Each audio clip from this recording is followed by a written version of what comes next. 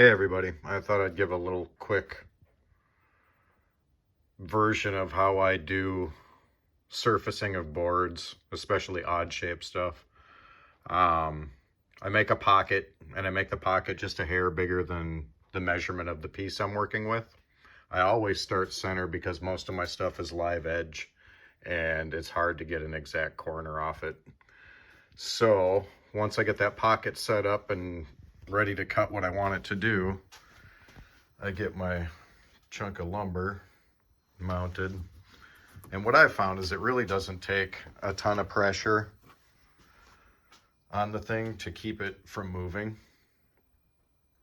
But I'm also pretty conservative on the depth of my cut.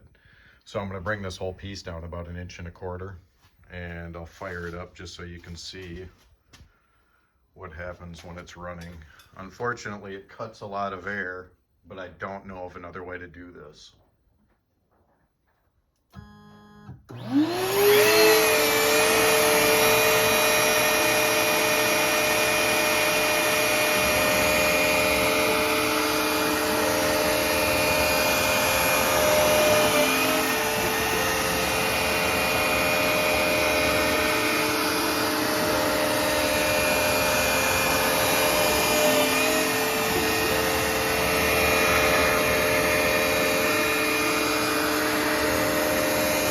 That's about it. You just let it run its course and you'll have your board flat, smooth.